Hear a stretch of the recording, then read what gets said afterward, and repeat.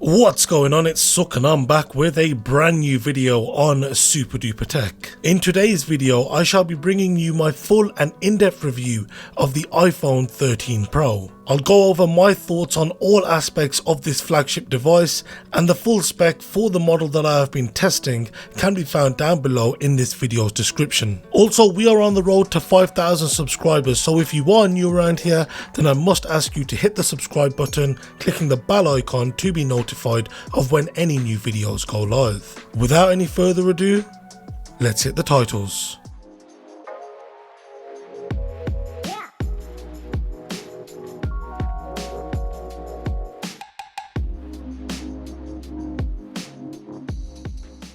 So first things first, let's get into talking about the design of this new iPhone. It holds a similar design to previous models, with its squared off edges and massive camera bump. The Pro models once again come with a stainless steel band on the outer perimeter, and for the first time since the iPhone X, the display notch is slightly smaller. The back glass has a textured feel which feels great, but for the most part this phone will remain in a case. Since its introduction, Apple have added an additional colour option, that being Alpine Green, which in my opinion doesn't look the best. I would have loved to have seen this design in a red colour or product red, but nevertheless it's great to see that we have another colour in the iPhone lineup. The iPhones this year have kept the screen sizes the same as last year's models, which means that this Pro iPhone keeps to 6.1 inches. It also keeps the same ceramic shield protective glass, which is designed to stop the glass from breaking, although it does come at the cost of being more prone to being scratched. So yeah, I'd still recommend using a screen protector. Talking about the screen is Apple's best screen they've ever made. It's an OLED.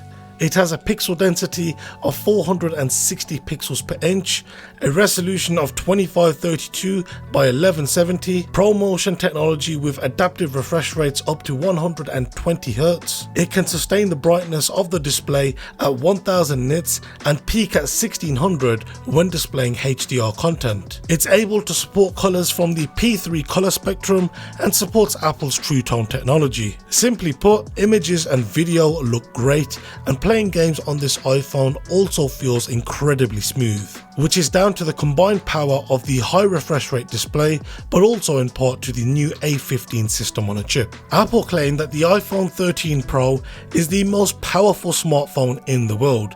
This is down to the improvements that Apple have made in silicon advancements. The A15 is made on a 5nm process and comes with a 6-core CPU with 2 high performance and 4 high efficiency cores. It also has a 5-core GPU, which is 1 more additional core when compared to the standard iPhone 13 models. It's got a 16-core neural engine, which is what will be used when it comes to tasks such as Siri or applying portrait effects in camera and not after the photo has been taken.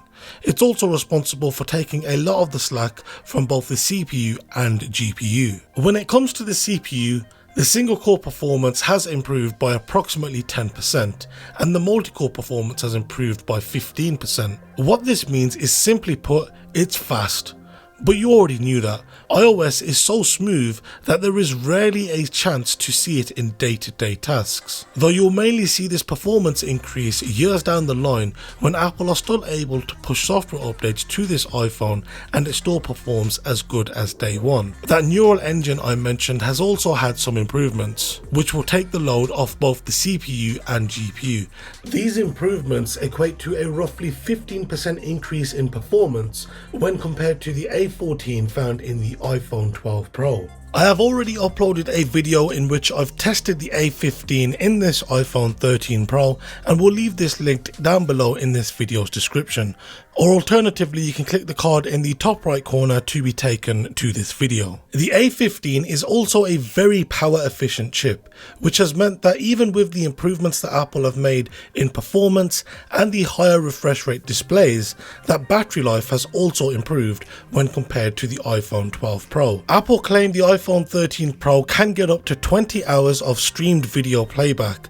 Now I average around 8 hours of screen on time and typically finish the day with around 20 to 25% of battery remaining. It's worth noting that I use my phone a lot from FaceTime, Snapchat, YouTube and more, so it's great to see that even while using these battery draining applications, how well it has performed. I can only imagine the battery life we will get from the larger iPhone 13 Pro Max. The cameras on this iPhone are a huge improvement over the iPhone 12 Pro. Yes, we have the ability to shoot ProRes video, but I think we'll have to wait until we have a faster means of transferring files from the iPhone, as it currently is a slightly redundant feature.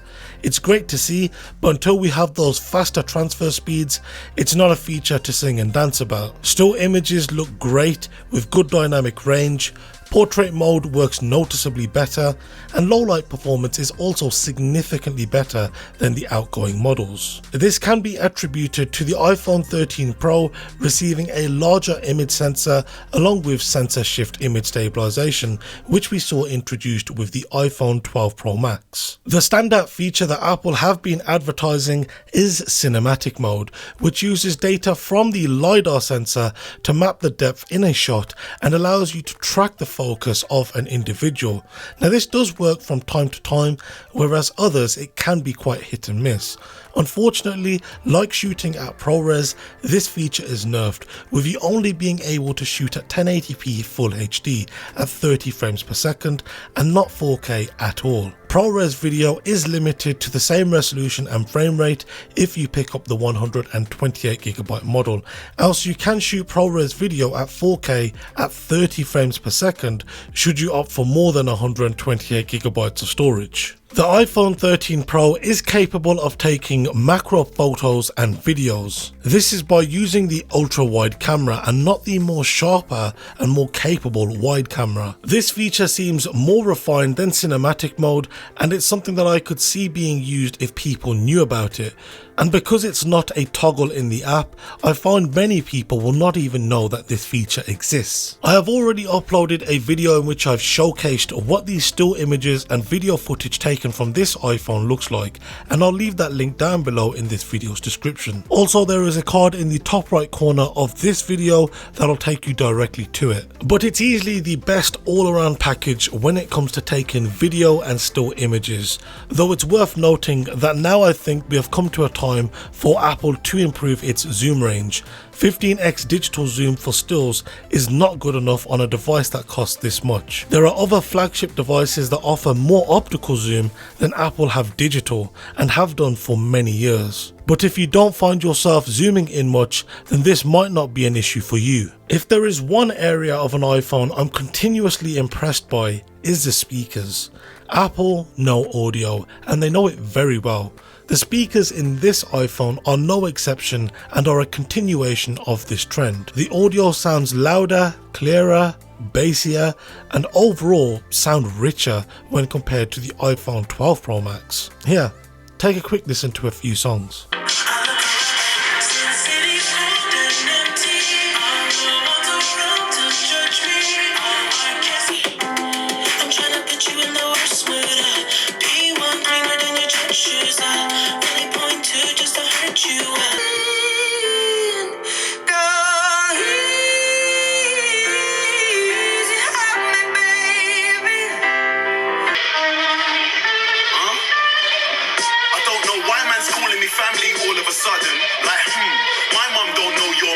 So far I've not had any durability issues.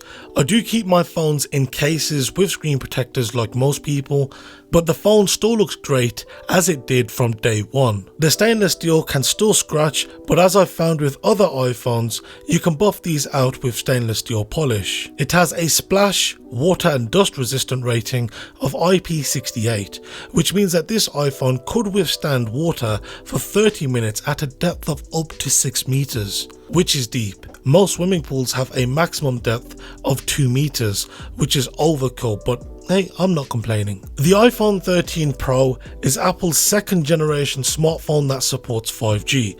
Here in the UK, we don't have millimeter wave technology, though we are limited to sub 6 GHz, which has been great for me. I'm currently with EE, and most of the time I get faster speeds when I'm at home than my home broadband, which is mainly a statement about UK broadband, but hey, let's not get into that. But I have no complaints on my part. I would certainly have loved to have seen Wi-Fi 6E supported on the device, as in a few years it'll most likely be the standard used everywhere. I still love MagSafe and use it more than I thought I would. I have a card holder, a battery pack and more. I'm ready for a completely wireless future, which I feel we'll see sooner rather than later. But if we do, then Apple need to implement some way of transferring files from the iPhone fast. Otherwise, as I mentioned, that ProRes feature is something that is rarely ever going to be used. MagSafe is the future. It's best to try and implement it in your day-to-day life now before you're forced to. Right, the software. As many of you know, iOS is my preferred mobile operating system, but that's not to say it's without its issues. Yes, it's smooth and for the most part works as advertised. I think the areas that Apple could improve the overall experience is firstly with the camera app. It's looked the same for almost a decade. Hell, if you picked up an iPhone 5S with stock iOS 7 on it, it looks identical at a glance. I also think this is why slow-mo video, time-lapse footage and panoramic images are not seen almost anywhere online. I mean, when was the last time you even took a look at those hidden features on the other sides of the camera application? Yeah, exactly. With these Pro features, I think on the Pro iPhones there needs to be a Pro mode with finer granular controls. Other devices have had this for many years and it's inexcusable how even if it's only available on the next Pro iPhone and it's not something that Apple can bring to all devices by a software update, I wouldn't hate that idea. I just feel that it's something that's long overdue, and I know there are other applications in the App Store that will give you these features and functions, but I would like to see this implemented into the camera application. It's a Pro iPhone. Give us these Pro features. The home application also needs reworking, as it's not as useful as it once potentially was, and I find myself using Control Center more often than the application itself when it comes to interacting with my smart devices. I love the improvements made to FaceTime. They were long overdue, but I'm glad we're now able to share our screens, share music and watch movies over FaceTime, and I like that I'm now able to isolate my voice in FaceTime calls. It makes those awkward moments when people can't hear you because of a noisy environment a thing of the past. Perhaps the addition I'm most shocked about is that we can now invite our Android friends into these FaceTime calls. I love the focus modes. They're a small feature that have made separating my work and personal life a lot easier. I specifically like the fact that I'm able to set focus modes to automatically turn on based on locations. So when I do arrive at work, the work focus mode automatically turns on and turns off when I leave. It's great. The ability to select live text from photographs is a handy tool. I wish that this was available when I was at university, as I can now only imagine how students are taking photographs of boards for notes and copy and pasting them from their iPhone and using Universal Clipboard to paste it to their Macs. It also means that I'm able to take photographs of business cards and tap the telephone number and make the telephone call within the app. Honestly, it's a small thing, but it's so useful. The last new iOS 15 feature that I like is that I'm now able to group my tabs in Safari, and I'm then able to view these same tabs on all of my Apple devices. It helps speed my workflow, and I can easily add new tabs to the group. I can go on and on about these new iOS 15 features that have had an impact to my day-to-day life, but there are some areas which certainly need tweaking. Siri, well, Siri is the same. I mean, yes, we now have the ability to have some requests handled directly on the device itself as opposed to needing an internet connection, but functionally it's the same. So that means that it's fairly slow and at times cannot understand you or might do something else, or hell, it flat out might not do anything at all. And I'm tired of the fact that Apple are still yet to bring the Apple Card or Apple Pay in messages to anywhere else other than the United States. It's a small thing, but Apple not only could make a killing, but also make people more aware of their spending habits and help people during these difficult times. I feel I should make a video talking about the areas in which iOS can be improved, though I think I'll wait until iOS 16 is available in its final form. Let me know if you will be interested in seeing that video, or how I might make some YouTube shorts or TikTok videos explaining a few areas in which I think the overall experience could be improved. But in short, it's the most powerful smartphone with the best in class battery life. It has one of the best displays for this form factor and is built very well with a robust and smooth operating system and a camera system that is rivaled by few. It is perhaps the most complete smartphone package available, which is once again to be expected for a device that costs as much as £1,000. In short, it's the best iPhone Apple has ever made, which makes complete sense. It's their latest device. It is capable and powerful, and I would suggest if you have an iPhone 8 or 10 that it's the perfect upgrade and you'll notice the improvements. But only buy if number 1, your iPhone is on the way out, number 2, you need this better screen, you need that higher refresh rate or the brighter display, the additional camera capabilities and that battery life. If not, then the iPhone 13 is probably the option you want to be looking towards. It's still got an OLED display, comparable cameras, comparable performance, great speakers, and it's also built very well. And let's not mention that it's easier on the wallet. So there you have it. That'll be it for today's video. If you are new around here, then once again hit the subscribe button, clicking the bell icon to be notified of when any of my new videos go live. If you have got any questions with anything you've seen in today's video, then be sure to leave a comment down below, or alternatively you can hit me up on my social media, links to which can be found down below in this video's description. Once again, thank you very much for watching, and I'll see you next time. Take care and have a good one.